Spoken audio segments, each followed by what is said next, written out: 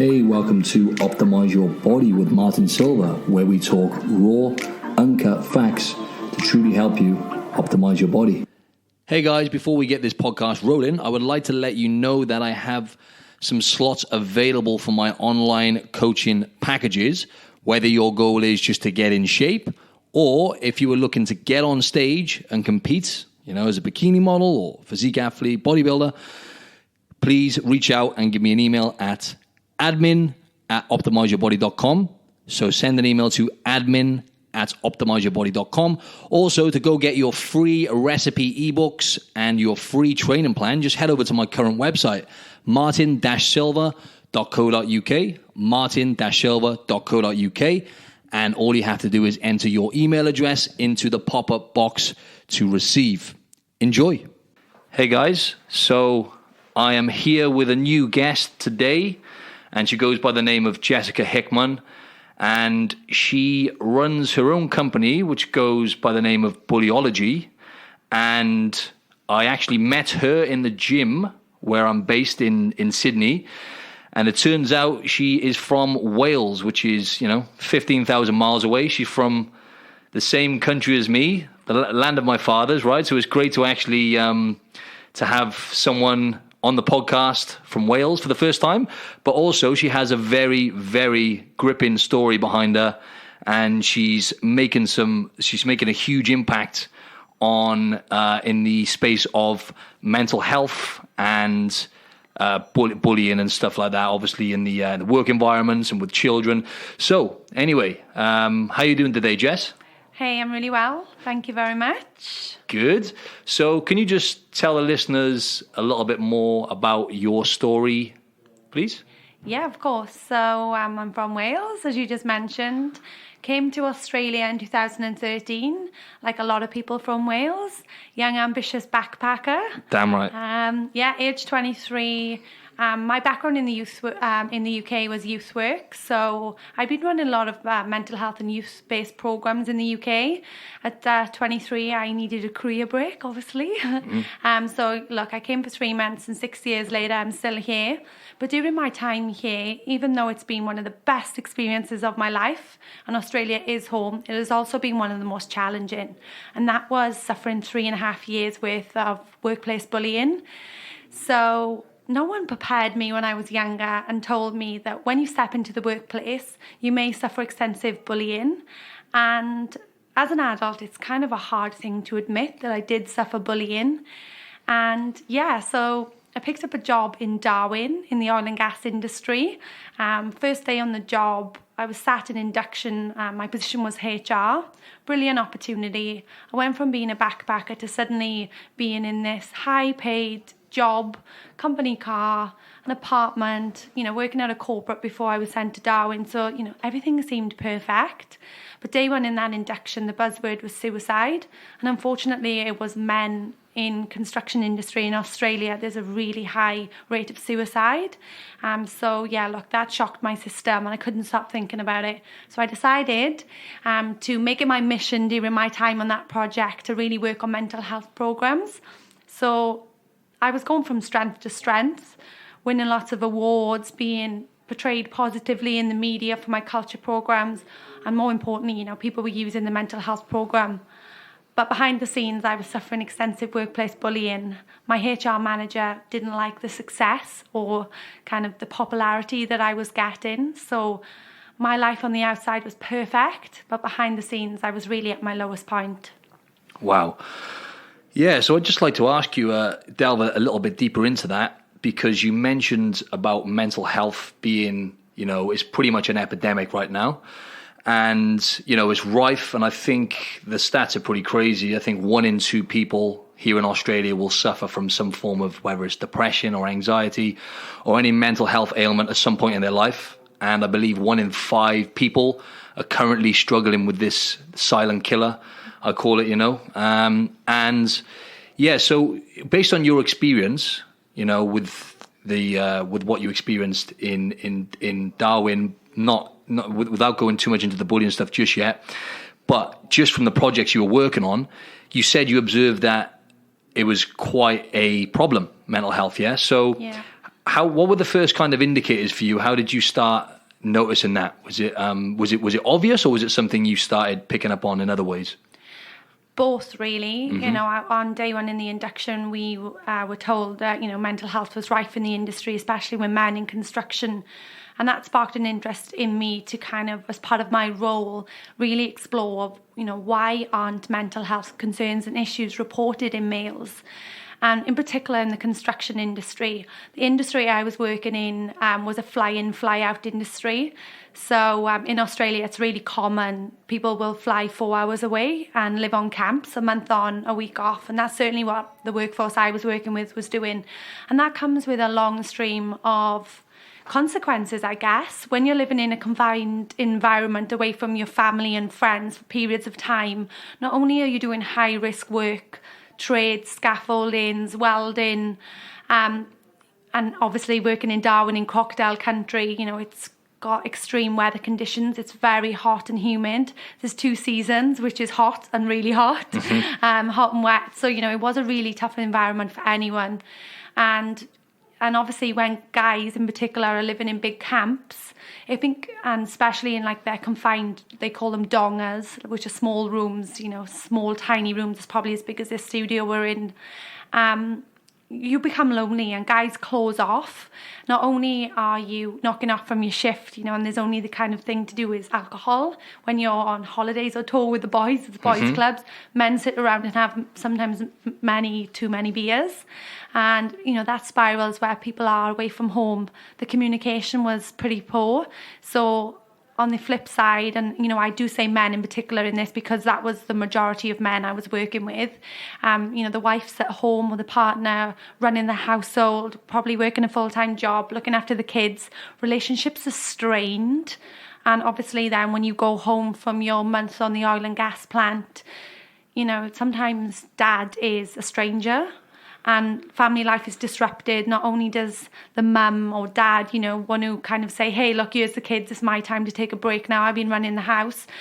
And often the person that returns from that high intensive labour just wants to go to the pub or gamble or drink. So there was so many relationships that I seen fall apart. And, you know, me working on there 60 hours a week, 60, 70-hour weeks in this high environment, you know, high-risk environment, it is tough. And there was times when I was just really questioning my own mental health. And that was aside from the bullying. Yeah. You know, it is tough physically and mentally on the body. And that obviously causes some long-term effects. Absolutely, absolutely. And I'd just like to talk a little bit more before we go into exactly what happened through your, you know, suffering, essentially, is what it was. How do you define bullying? Like, how would you explain to the listeners because there must be different levels for a start. And, you know, I believe, you know, like harassment, for example, or assault could maybe be just one thing which happens one occasion, which someone, you know, they struggle with, and, you know, they have to, it's traumatic for them in one way or another. But then bullying, I guess, is more of a continuous kind of emotional and mental, as well as sometimes physical, as in your case. So anyway, just to cut it short, how would you define bullying, you know, in the work environment anyway, and even maybe in a children's environment? It's a really important topic, and that's what I really focus on within my work, is what is bullying and what is not bullying. So bullying is repeated and it's intentional with the intent to harm the other person, whether it's psychological, physically, mentally. You know, it is intentional and it is repetitive. It's an ongoing campaign to belittle the other person.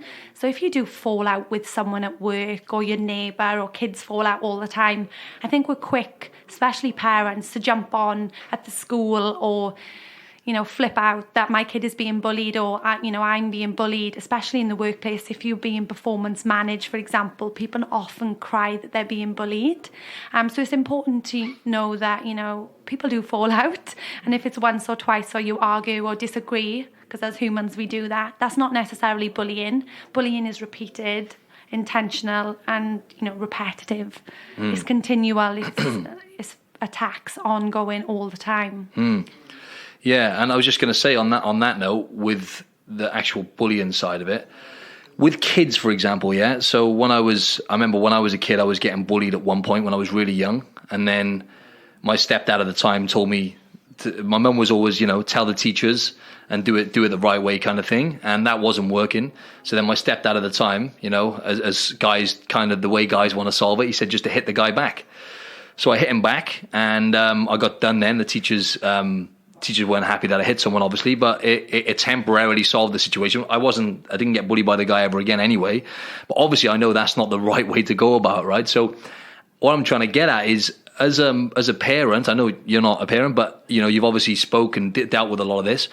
As a parent, how would you think what's the best kind of methods do you think for them to use for their kid who is potentially getting bullied? Yeah, so it's going to be around education. It's about equipping youths with resilience and understanding coping mechanisms as well. So for me personally, I never expected the bullying to happen, so I wasn't equipped with it, and I wasn't able to even identify that I was being bullied even as an adult. And for parents, it's important to have them conversations from a young age to say, this is, if you are being bullied, this is what you need to do. And we do want them to tell a teacher, but often kids don't want to be called clec, as we call it in Wales, or grassing. Yep. But building that strong relationship with your child so they can trust you. And I think trust comes with not reacting or overreacting to the situation.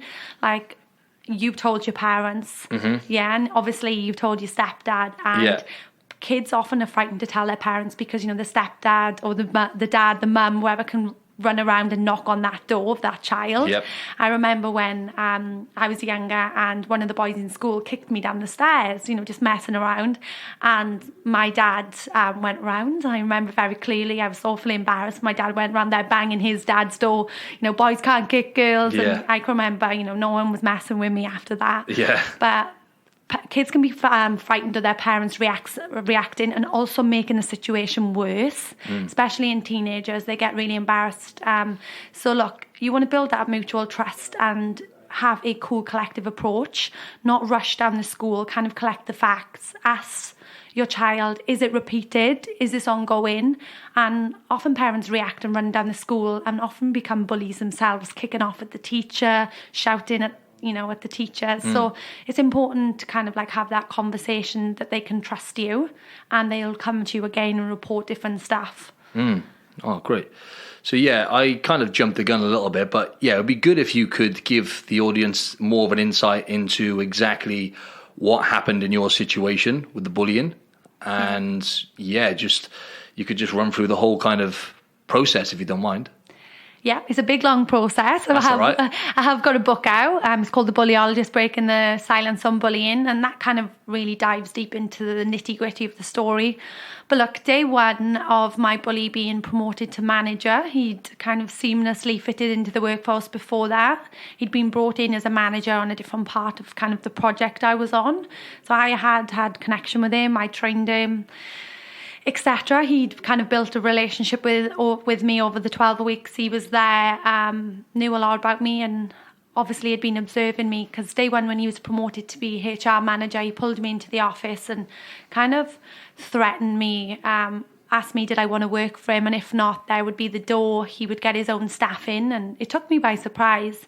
It then went on to kind of not really understand how I'd be successful, so accused me of flirting with people, spreading rumours about me, asking me to do untoward tasks, which was creating fake Facebook account to stalk the men.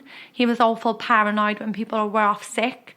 So the kind of requests to do inappropriate things, which was, unethical outside of my job role, asking me to go over to certain conversations and listening to what they're doing, to then accuse me of just being unprofessional. He started to question my competency. I would then question kind of some of the things that he was doing. So for me, I had a big focus on culture and providing a nurturing workplace. His mentality was that if someone isn't competent to do their job, whether they're suffering personal or mental health issues, to manage them out of the workforce. Other words, sack them. So for me, that kind of heavy-handed management approach to dealing with sensitive topics, we clashed heads. So the bullying went on for 3.5 years, to the point where it escalated to him physically throwing a file at me. There would be me and 6, 7 other managers in a room at a time. He would downgrade me, kind of swear under his breath. A long list of things where in the end the other managers would say, hey, you two, can you stop arguing? It's a personality clash.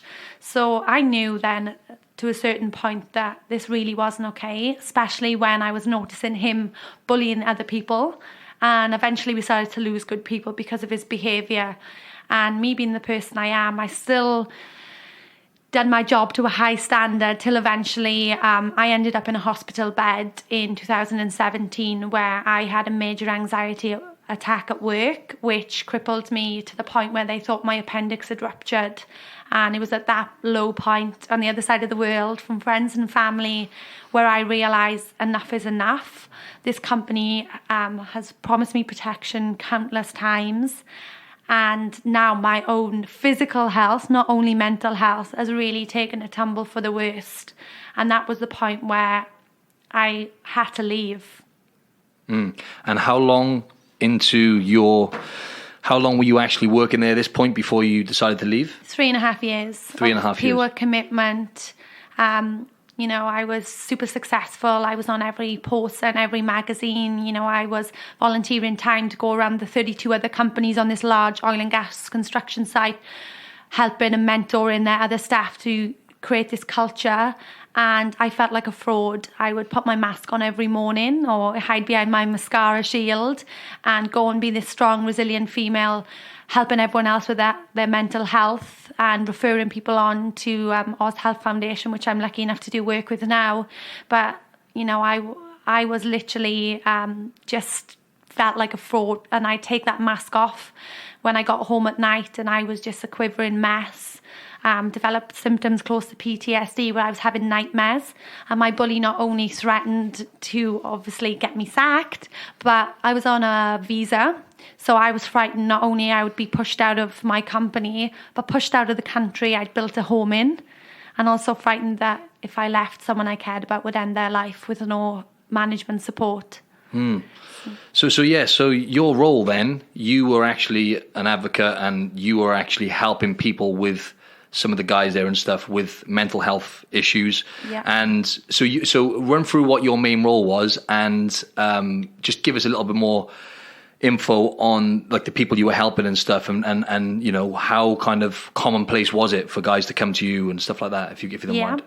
So when I first started as HR, I spent the first 6 months just building relationships. So when I mobilised for the project, I was in charge of recruiting. Every person that came through that project went through an induction run by me where I would kind of talk around mental health. I threw a few slides together. I really wanted to draw on my youth work background to bring kind of culture and relationship focus. And through my research in that first 6 months, it was confirmed that there was a stigma reported mental health to management and HR in particular. So I fought really hard to change my position title to culture coordinator, and that kind of took the stigma away. Same position, just doing the extra culture work. And we also then partnered with a lot of other organisations where we would bring people in and also raise a lot of money for Oz Health Foundation, who do a lot of work in suicide intervention and prevention. So what I did was I built relationship with the workforce so that they could trust me, and I also developed kind of strategies that the mental health wouldn't have to go through the supervisors and managers. They could use like a buzzword or call me there, and I could then refer them directly on to the mental health providers to provide that support. That took a lot of pressure off people, because men in particular don't want to talk about their relationship issues, or some of them had drug addiction, alcohol, which they were drug and alcohol tested at random. So people needed to have a confident person, like confidence in a person that could help them. And I did establish myself as that. I was known throughout the whole job site, and I was frequently called to speak at CEO conferences in oil and gas. And that's why it came as a shock to everyone when I eventually broke my silence. But it was also worked against me, because I was so frightened of kind of showing what was really happening to me, because I thought it could potentially break trust. I was able to be a high functioning person that suffered with mental health behind the scene. I didn't want to show vulnerability, and that eventually led to me laying in a hospital bed. If only I had so many relationships with mental health experts and the people on the project, no one's seen it come in. So that's why my message is super important, that people can still be high achievers, in the media, sports professionals, celebrities, but behind that kind of mask, you can just be a mess. Yeah, it's mind-blowing. Actually, I only found out recently that the leading cause of death, pretty much, if I've got this right, correct me if I'm wrong, is now suicide, pretty much in young adults. And also the leading cause of disability in young adults now. This is like a global thing now, especially in westernized countries, UK, US, and Australia. It's the leading disability now in adults, mental health, and that surpasses all, physical problems, diabetes, chronic illness. So it's on the rise. And as I said, it is an epidemic now, and there still is a lot of stigma attached to it, more so with men though, as you say. But that's not to say there's not stigma attached to women as well. But as I've talked about to the listeners before, I actually experienced my own issues with mental health problems as well when I was younger. This is probably going back like 7 or 8 years. Went on for a good year and a half. And I had depression, really. It started off as anxiety because it was like an obsessive thought pattern, which is actually more common than what I thought it was. It was they said it was like intrusive thoughts, and it was stemmed from potentially like a bereavement that I went through when I was younger. Who knows exactly how it came about? There's other pressures which could cause it, but I had that problem, and it was horrible. But thankfully, as I've said before on this podcast, I had my mum and my sister, who I'm really close with, and I actually talked about it. And I think that is so important to actually speak up, to actually talk to anyone about it, even if it's going for a coffee with someone, like whether it's a close mate or a family member, just one person, I think is so important. And that definitely helped me get through it. I was on the verge of taking antidepressants at one point, and I didn't end up doing it. I've kind of fought it off. I just thought it would be a bad idea to do it. And then luckily I had some CBT then as well. We'll talk a bit more about different behavioral methods and stuff soon, because I read that some of that in your book.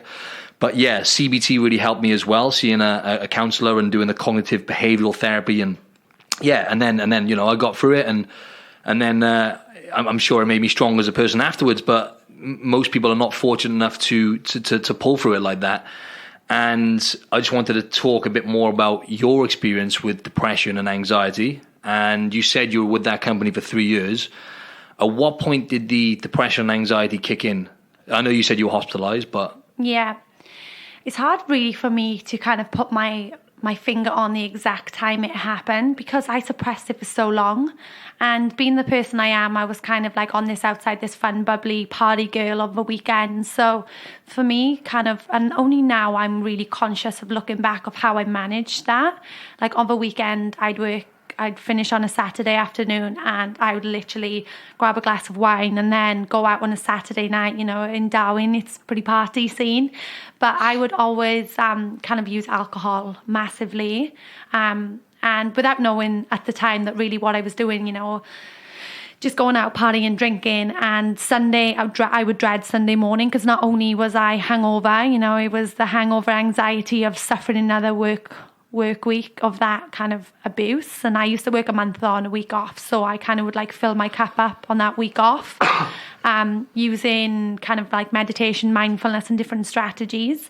For me, I think the anxiety for me really started to kick in when I knew it affected my relationships in my life. So I know that my parents would ask me, how's work going? And I would lie to them, because I didn't want to worry my parent. Even as an adult, my mum on the other side of the world and my dad, they would be stressed, worried, sick. And I felt like I was being a hard person to be around, because when you are going through some of that mental health, and stress, you kind of like project onto people as well. And I was living in a shared house, and you know, in my book you'll see that I said thank you to Sarah and Ryan, who are my housemates, and you know, I take my hat off to them because I was consistently either really happy because I was putting on a front, or being really average, you know, crying, talking about work. Like when you're consumed by so much hate and negativity, it kind of brings you completely down. And, you know, I spiraled to the point where I was what I call in fight or flight consistently. So I was all day, every day retracing my steps. I had a lot of physical symptoms, which were, at one point I had RSI, repetitive strain injury in my hand. Now I can pinpoint it was probably because of my extensive workload and stress. I was a regular at the medical centre on the job site where I'd have aches, pains, backache, neck pain. And at the time, I had no knowledge that the physical effects of bullying had really physically were just playing havoc with me, my gut health. Like looking back now, I'm pretty lucky, touch wood, I don't have any gut issues, but I documented my emotions and feelings, and I journaled. So for 3.5 years, when I finally opened up them journals to write my book, I didn't know I was writing towards a book, but like my gut health was a serious issue. I was constantly cramping, pain, and stress related. And you know, there was a lot of other things where I didn't have an eating disorder, but you know, at times I was unable to kind of eat due to stress, or I would overeat. So I think the gym, I'd either be completely unable to function. Some weekends I would stay in bed all weekend, or other times I would become obsessed with the gym. Like my weight would fluctuate probably 10 kilos throughout the time, and I was just kind of like over obsessed with the gym, over obsessed with watching my diet like a control mechanism, or just like binge eating, not going to the gym, alcohol. So I went through different stages, and at some points the bullying was really unbearable, but then other times, you know, when he had a warning, I reported it 32 times, and 32 times it had mixed results, mainly failed promises, mainly warnings, small warnings here. He'd ease off me for a bit, you know, it would just be the nasty glaring stares, and to the point where, you know, even being in the same room as a person, I'm an energy healer now. That's one of the great things that I found throughout the bullying. I trained to be a Reiki energy healer, and now I know even being in that toxic work environment, like even being in this guy's company literally made my skin crawl, to the point where I would constantly be stressed, retracing, looking around me. And look, it's just, there's just so many different points where physical, mental health, just, I've got a long list of things that like happened to me, and, you know, the PTSD, the nightmares. Yep. You know, it sounds horrible, but, you know, my bully was not only bullying me all day long, he was like in my bed with me. Yeah. So, you know, I just couldn't get the image and the stress of not knowing whether I'd have a job and the visa the next day. And that was just real hard, and anxiety to the point where, you know, having a major anxiety attack. But sometimes I would feel it coming on, and I'd run to the toilet and I'd hide, and I'd try and take deep breaths, and I would think, I am going to die. Yeah, like full-blown panic attacks. Full-blown. And, you know, it was just, I think, that one where they put me in a hospital bed, but they thought my appendix had ruptured. Goes to show what it does though, isn't it, right? So when you're mentally run down, or I should just say when you're mentally low and depressed, anxious, there's a huge link. You mentioned gut health then. I always talk about this, but the link between the gut and the mind is crazy. That some of the studies coming out are showing that, you know, that the gut is almost like the first brain now, right? They used to call it the second brain, but, you know, over 20 different hormones are produced in the gut, and serotonin, you know, which is responsible for mood and appetite, is 90% of that roughly is produced in the gut. So there's a huge link between gut health alone.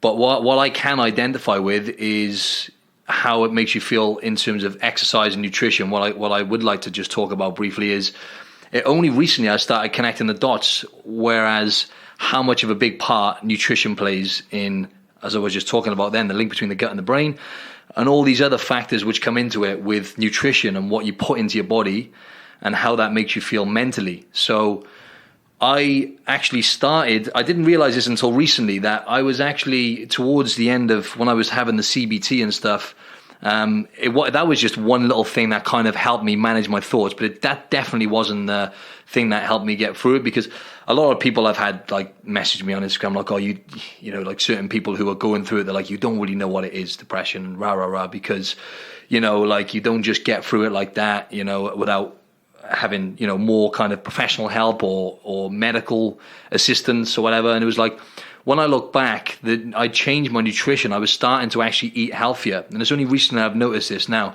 I used to eat a lot of dairy, a lot of processed foods, gluten. And when I cut dairy out, I used to get lots of chest infections. Now, when I was mentally struggling, I used to get ill all the time. I used to have like chest infections reoccurring all the time. And I used to really struggle with that. And I used to just be generally just run down, right?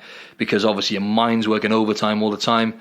And, you know, you're having all these negative thoughts, and obviously your brain is the governor, really, right? That controls everything else. So I was feeling really down with it. And then only when I look back now, I realized that I was actually starting to eat healthier. I was starting to eat more vegetables. I cut dairy out because someone said to me, you know, these problems you get with your chest, it could be dairy. And I laughed at them at first. And then when I started reducing it, that started improving a lot. And it was all kind of at the same time. So it was hard to say exactly what helped, but it just goes to show, I'm sure nutrition played a massive part in that. Some of the foods I eliminated and the vegetables, I was eating more vegetables and stuff like that. And I was really honing in more on that side of health, because I was always training. Even when I was low, training was a temporary fix for me. You know, it wasn't fixing me for good, obviously, but I'd feel great after training, obviously the endorphins. And with endorphins as well, just to explain to the listeners, endorphins is like a neurochemical in the brain. And recently I've found that actually it plays a big part in other neurochemicals as well, like dopamine, which is the excitable hormone, makes you feel great. You know, it's the pleasure hormone, they call it. And it actually helps release more dopamine. So the endorphins themselves do have a really positive effect on your mental state, but also it triggers off the release of all these other chemicals, all these other feel-good chemicals. So, you know, exercise and nutrition play a huge part in you optimizing your health, really. Also, you know, sleep as well. I don't know how I'd just like to talk a little bit more about that, how you were getting on. You said you were having nightmares and stuff. Obviously that was impacting your sleep and stuff. So your sleep, I guess your sleep pattern was a bit out of your worst, yeah? Well, yeah. So I was getting up at 3:30 a.m. in the morning. So I was going to the gym 4 till 5 every morning to get on the oil and gas before sunrise, which was an hour out of the main city I was staying at. So I wasn't a kind of intelligent to how important sleep is. Yeah. You know, at the time. And yeah, look, I was limited sleep. I was having restful, horrible night sleeps. I was running on empty fuel, trying to kind of over-exercise as well at every opportunity. And yeah, sleep is a massive thing. Like, I really prioritize that. You know, even though I jump on massive stages around the world and react and relive my experience day in, day out. And, you know, some days my phone will ring at night, as an example, and trigger me massively, because he used to ring me at night and question me. Wow. Yeah, so now, and, you know, if I'm dealing with a certain kind of client or customer that's a bit challenging, I need to sit back and say, you know, I'm okay. Because I can get this anxiety that can cripple me, and I do break out in a large rash all over my face as well, which is a direct result. So at night, I'm kind of really valuing like my downtime, because as you know, when you run your own business, you can't just clock off after the 9 till 5. You're constantly having emails, questions, and my sleep is affected by that. If I receive, you know, a call late at night or an email, I can, without even consciously doing it, like spiral. And it can affect my sleep. So I'm trying to kind of stay away from the technology, and that's a whole nother conversation at night.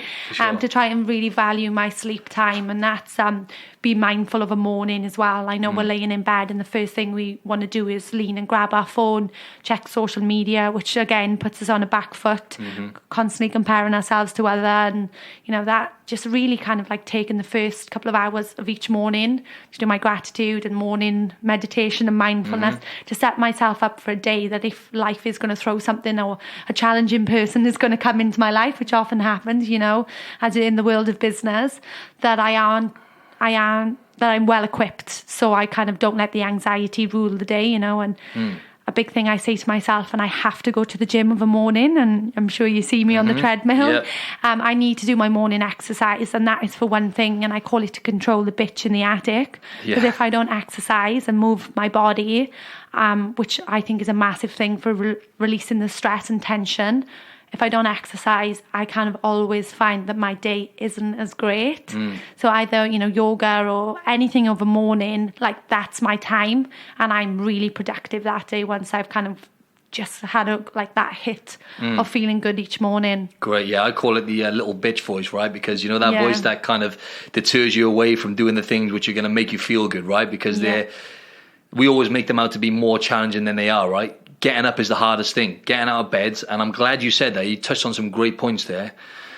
Talking about, I say this pretty much every episode now, but it's something I made a conscious effort to stop doing around about a year ago, is go in on your phone as soon as you wake up in the morning, right? Now, don't get me wrong, sometimes I'll do it, but it's very rare. Actually, I don't do it anymore because my phone's the other side of the room.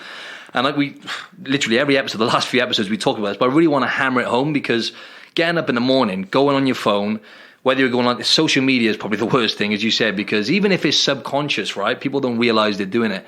You're comparing yourself to other people, right? And social comparisons, again, that's another conversation, right? But it's been proven that over time that it does change the way your brain's wired. And, we're already insecure by nature anyway, humans, to do that sometimes can cement in those insecurities by comparing yourself to a world which isn't necessarily real. It's really not a real world, Instagram, right? But even if you're going on your phone to look at emails, it only takes, as you said, one trigger. It could take one trigger, and then boom, you're going to release those stress hormones, cortisol, whatever it is.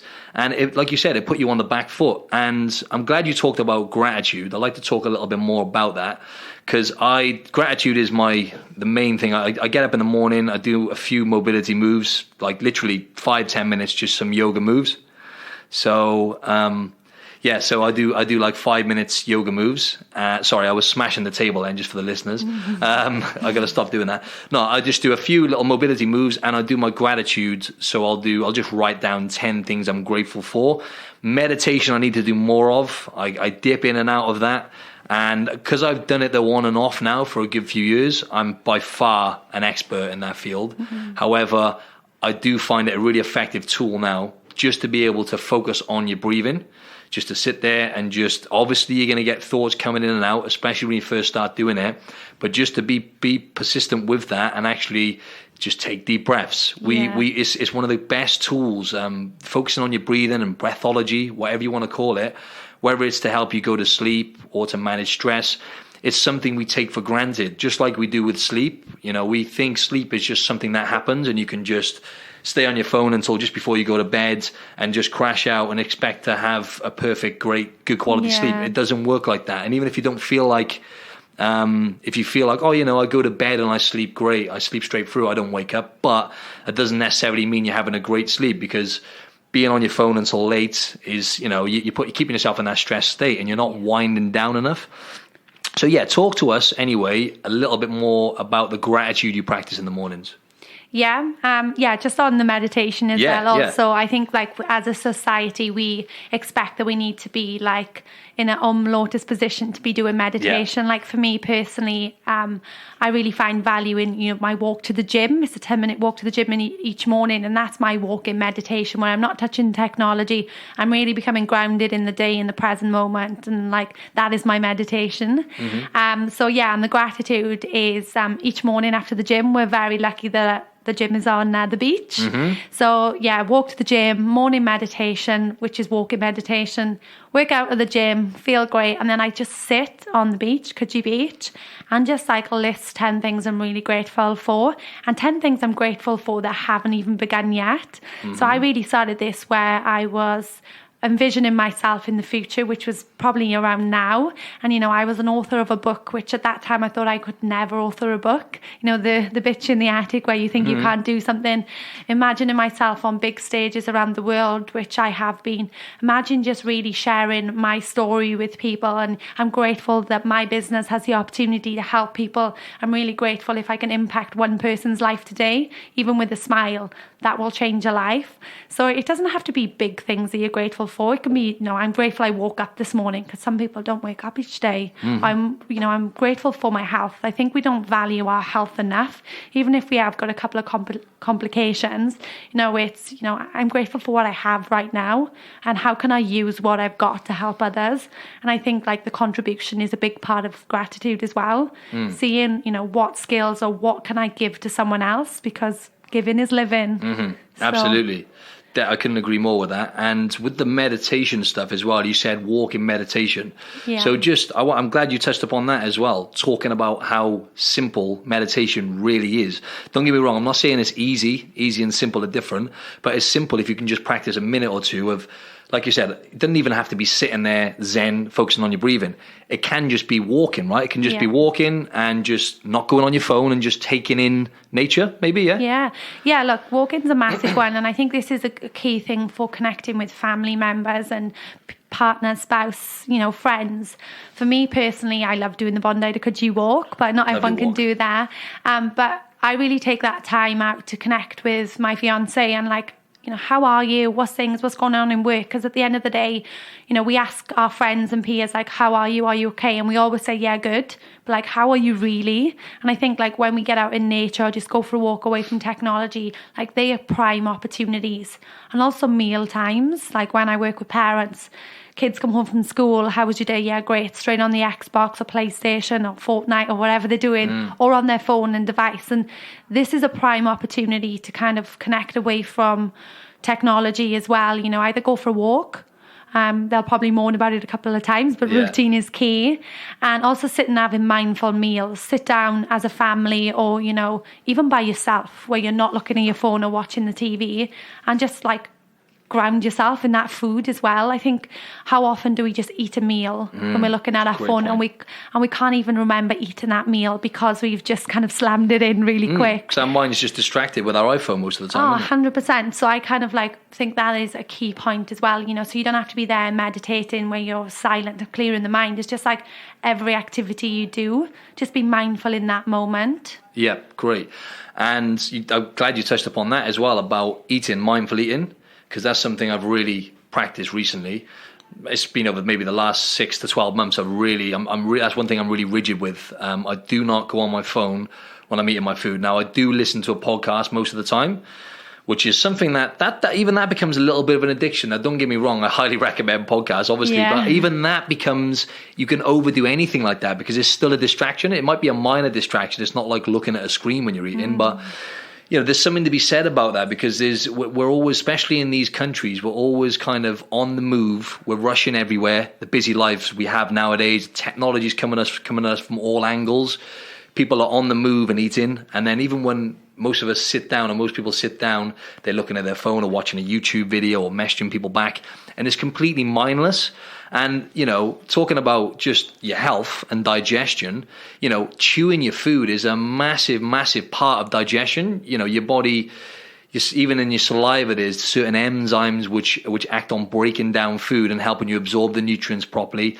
And not only that, it makes you realize when you actually just focus on chewing your food and simple things like that there is, I think, is a form of mindfulness and meditation. But it also makes you more aware of how you just sometimes inhale your food because you're distracted with other things. But yeah, so just to kind of summarize then, I guess, just for anyone out there now, I'm sure there'll be a few people listening to this who may have experienced someone who's experienced either mental health issues or bullying or something within that arena. It could be them, it could be someone they know.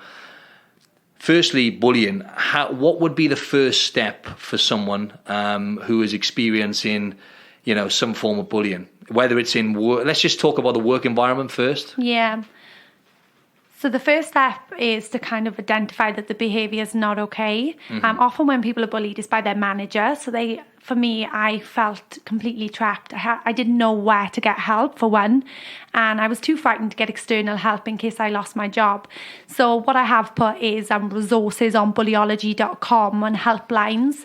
There's lots of blogs there where they can guide parents or anyone in the workplace to get this support. It's a key thing because you feel so alone, and especially mental health. There's so many options out there and different advice, I kind of was overwhelmed. So I've tried to consume it all, and I've got helplines for Australia, UK, US, Canada, for around the world. So I'm lucky enough to have partners globally that if I can't help you, and I know when I go on podcasts, people say that I'm the expert, and I do call myself the bullyologist, but I don't have the answer to everything. And the lucky thing for me is I do partner with amazing organisations, including Oz Health Foundation in Australia, which are great for mental health in particular. So identify that the bullying is not okay and reach out and find out your rights. It's important to have a look at the workplace policies and procedures, because, workplaces can have policies and procedures, but unless they implement and act upon them, they literally are a piece of paper. So look, once you've done that, you just really need to find out the process for reporting bullying. And please don't be alarmed if your bullying claim goes absolutely nowhere, because HR professionals are not going to like me saying this, but ideally the HR professionals do work for the company and the organisation, so they'll do everything in their power to kind of protect the organisation. And that was a hard pill for me to swallow, I guess, because I reported it, and I know my HR manager was my bullying, but people come to me and say all the time, I reported it to HR, and sometimes they unfortunately do lose their job. But you need to find out where to get help, and don't just stay in an organisation and end up in a hospital bed like me. If the bullying isn't stopping, you're not getting the help you need. Your mental and physical health needs to be your top priority, and you need to get out of there, because some organisations just don't want to deal with the big elephant in the room. And you can fight a long, hard battle, and a lot of people that I deal with have got PTSD to the point where they're unable, and they're so traumatised they can't return to the workforce. So it's there's a lot of resources out there, and I think great. I've put them onto my website and for parents as well. I'll add that into the show notes anyway. That's great advice and great guidance for people. On the flip side, that's what I wanted to ask you. I wanted to ask you about, obviously we live in a world nowadays as well, on the flip side of that, where a lot of people are much more sensitive. People are more sensitive than ever nowadays as well, right? On the contrary, if you like, right? So also, people kind of entitlement as well. How do you, because there's got to be somewhere where you draw the line, because you must get at the same time people who milk it a bit, so to speak, right? So they kind of play on it and they make a big deal out of it. So, I mean, I don't mean to be thing about this, because I know a lot of people have, and like yourself, and I'm not disrespecting that, but you must get sometimes people who kind of, they're being too sensitive, or, they're perceiving things a certain way. You know what I mean? So how do you draw the line is what I meant to ask you. And that's why it's a big conversation to really disclose what isn't bullying. So I work with big organisations, and I equip their managers with the intelligence to understand early intervention of knocking it on the head when it isn't bullying. I've been manager in 5 positions where there are employees that will milk the system in particular, and it's having the skills and knowledge how to quash them conversations and kind of provide the coaching they need. And it's a big topic for parents as well. You need to build resilient youths. So if they do have an argument with a friend, it's not bullying. You understand how to overcome that and how to go through life's ups and downs. And I think in the workplace as well, it's important to provide that education around resilience, I guess. But yeah, it is a big topic, and people often say to me, were you being bullied? For me personally, it was passed off as a personality clash, to a point where I thought, was I overreacting? And that's where people often feel as well that they could be perceived like they're overreacting. And there are sensitive people, and of course. We just really need to know how to provide that support for those people. But there's not a one size fits all answer to that. That's why you've got all these organisations which are helping you. Exactly. No, I just want, and then just I was going to say something then before we kind of wrap this up. I was just going to say, I've kind of lost my trail of thought now. You were talking about, what were you saying just then at the end? You were saying, equipping people to be So I'll just touch quickly on emotional intelligence within the workplace. I think it's an important topic of when people get promoted within work, they could become bullies by default. And I want the listeners to be really mindful of this. When people move into power positions, there's a lot more pressure. You've got to manage people, not just your own workload. And this is a big topic that people need to be mindful of, I guess. For me personally, the supervisors I was working with, some of them became bullies because they were promoted from the tools up and they didn't know how to manage people. So I know a lot of your listeners kind of will be in workplaces where someone they work with has automatically turned into a bully, potentially. Yep. And it's important to have these conversations as well to kind of equip them, you know, for any managers listening and for parents to have this conversation. Kids can automatically become bullies as they move into different friendship groups. So there's no one size fits all bully. Good people can be bullies online. And I know we touched a little bit about technology. You know, I see it all the time. Your favourite sports stars or athletes will post something up, or if they have a bad game, good people become bullies because they target them with online hate, especially reality TV. You know, we see a lot of stuff around Love Island. I don't watch all of that crap, but you know, people are losing lives because they're being online bullied. So it's important for adults listening to this, you know, don't jump behind a keyboard and become a bully yourself. You know, there's so many different... That can happen. Yeah, no, and we could do that. That's a whole nother conversation about social media and online. That's a whole nother world, right? So yeah, that can be another conversation. But yeah, you must get some pushback. That's what I was going to ask you. So just briefly, surely, like you mentioned then quickly, that you know, some people say whatever they say and you get some pushback, right? So how do you actually deal with that then? Because you must still get that today, right? Because obviously, as you said, there's so many people out there now who they're quick to, you know, throw their opinion in and try and shoot someone down, right? So 100%. So for me, obviously, breaking my silence, I'd gone from being this person that I created to kind of peeling off the mask and going on social media as a bully victim. And and so obviously, like for me, people say to me, I call myself the Bullyologist. They're like, who are you to kind of talk around this topic? And when I actually stepped into the bullying space, like any industry, there are bullies within the bullying space. I'm sure in the fitness industry, there are certain people that just want to drag you down. Whether you're in a workplace or school or any kind of industry, there are going to be them people that drag you down. And for me personally, I kind of was second guess, question myself, you know, retrace my steps. But the only thing that I was doing was being a good person. And there are people that are extremely negative, and the more successful you become, unfortunately, the more they become jealous and want to drag you down. And that's exactly what happened in my bullying incident. So I've kind of like realised that, and as I grow massively and, you know, my business is growing at a tremendous rate, I've written a book, there's some people that want to kind of still bring me down or ride up on my wave. And I kind of have had to realise that the more successful you became, sometimes you just outgrow people. And if then people are adding no value to your life anymore, unfortunately, you know, I can't continue them relationships, whether they're like colleagues or within business or friendship groups. And yeah, I think it's an important topic to know, you know, especially back home in Wales, people have kind of like, you know, I don't have any issues with anyone, but people are like... I can imagine back home in Wales, in Australia, you know. You know, and people don't, in them small communities, talk about mental health because everyone's too worried about what other people would think of them. Then all of a sudden I'm meant to be living the dream on social media, you know, how it creates the perfect life. What has she got to worry about? Earning good money, living in this beautiful place.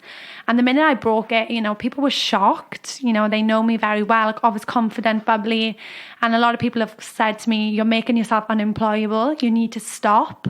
That just only drove me further on my mission. I thought, oh crap. I need to succeed. Yeah, now you got to prove them wrong. You always get people hating, but obviously that's just a direct projection. That's like what people need to realize who are listening. You know, when someone says something negative or if they're hating on you, it's normally just it's just a projection of their insecurities and something that they're missing in their life. And a lot of the time you've got something they want. And that's the bottom line, whether that's a personality trait or whatever it is, could be anything.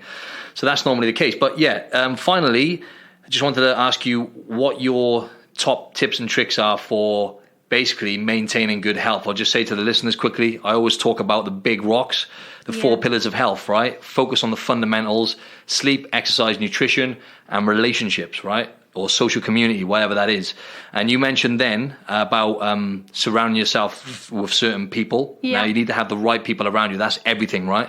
So, so that's like my little thing. As I always say to listeners, the big rocks are the ones you want to focus on, whether your goal is to look better, feel better, perform better, or hopefully all 3 of those. Then those are the things you want to focus on. Forget about all the stuff, the pebbles, such as, what vitamins am I taking and blah, blah, blah. Focus on those 4 things mainly. Yeah, so give us your, and obviously I just wanted to say quickly, we said about the absolute game changer for me was gratitude. Yeah. So I need to focus more on meditation, and that has helped whenever I get stressed. Over most of the time, 99% of the time, whatever we get stressed about doesn't really matter anyway in the grand scheme of things. So, I just take deep breaths, 6 deep breaths, and just by focusing on that breathing, it helps me calm down, lowers my heart rate, and just that simple method has helped me a lot. So that is like a little form of meditation, but the gratitude has completely changed my perspective on life, 100%. I've been doing it for well over a year now, and I genuinely think that I appreciate things a lot more now instead of expecting things. So that's my take. What's your take on helping people with the health? So probably the top things that I need to do daily to maintain my mind, body and spirit, I guess, is move my body 100%, get up, go for a walk, go to the gym, kind of really just shake my body. It's massive, and yoga is a big part of my life, where before I just wasn't very flexible and didn't enjoy it. So like anything, repetition is the mother of all skill, I guess. So absolutely, whatever the saying is. No. So just practice it, and even going to the gym. Before, it was a massive chore for me, and you just have to find something that you enjoy. So yeah, obviously the gym, and I know you like that. Let me ask you about that real quick. So you said that. How did you start enjoying it? Is that because now you have a different perception on things now, and you're doing it to take care of yourself rather than just, whereas before you were doing it early in the morning when you were in your stress state and you were doing it, why were you doing it then firstly? Was that just to feel better mentally? Yeah, look, for me, I kind of have to work out in the morning, and I think I kind of detach for the outcome. And this is only something I've been doing. You always look at Instagram models and want to be perfect. And, if I wasn't the best in the gym or whatever, you just put so much pressure on yourself.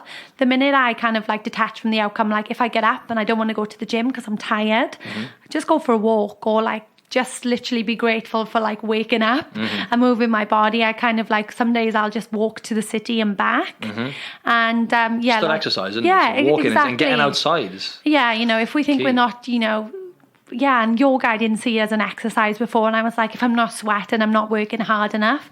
That's complete rubbish, And let me just say on that note, right, I can guarantee you 95% minimum of the people listening to this need to do more yoga, right? Because most of us hate doing it, right? Like you said then, I found it really challenging. I do it occasionally, but more so I focus on those kind of movements. I do it in my own time now, yoga, mobility stuff. But going to a yoga class maybe once a week, right? Most people need to do that, because you're teaching your body the opposite of everything we experience. Most things we experience day to day is stress related, and it's always, go. Yoga teaches your body the opposite. It teaches your body to relax in your nervous system. So it sends the signal that you need, right? Because it's an art now to relax. So I just wanted to say to the listeners, you probably need to do more of that. And look, yin yoga is my preferred one, which is more stretch yoga. You're in the positions kind of stretching. And my partner, when I asked him to come to yoga first, he was like, oh no, not for me. But now it's a massive part. He goes to yoga once a week, does his stretching. He reckons he lifts better.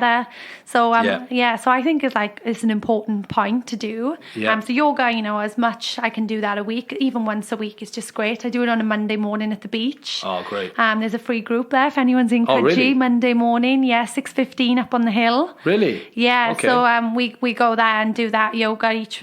So if anyone wants to come to that, just drop me. Great way to start the week. Yeah, and look, and doing that yoga practice, we kind of have a word for the week, and I do that whatever I'm doing. And each morning I wake up, and as part of my gratitude, I say what is my word for today? And it can even be gratitude, calm, clarity, forgiveness. Forgiveness is a big thing for me, because I couldn't go forward in what I'm doing with still the hate in my heart, even though this person inflicted so much pain on me. I wasn't going to achieve anything with the hatred. So a big thing I say is forgiveness removes fear. So sometimes I just kind of like energetically send love and light to all the people that have kind of like shaped my path, I guess. And also networking. That's a big part of my everyday survival, I guess. So, they do say the people, the top 5 people, I think it is, you spend the most time with, you become. So kind of like value my time, because time is for all of us, is a precious gift. So time wasted, we can never get that back. So I really kind of like push myself into the social circles, and whether it's holistic healing, or I always like look on Facebook and meetup.com for like free events. Sometimes like completely random stuff I've never even heard of, but I push myself into uncomfortable kind of zones to kind of like learn and grow as a person.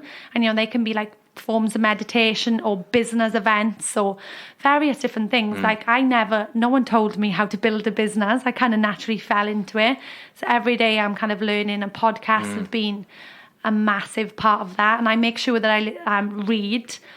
By read, I mean listen to audiobook or podcast at least 30 minutes a day, because readers are leaders. And they can be on random topics. Like before, I would never think to pick up a podcast and listen on fitness, because I always like, the gym.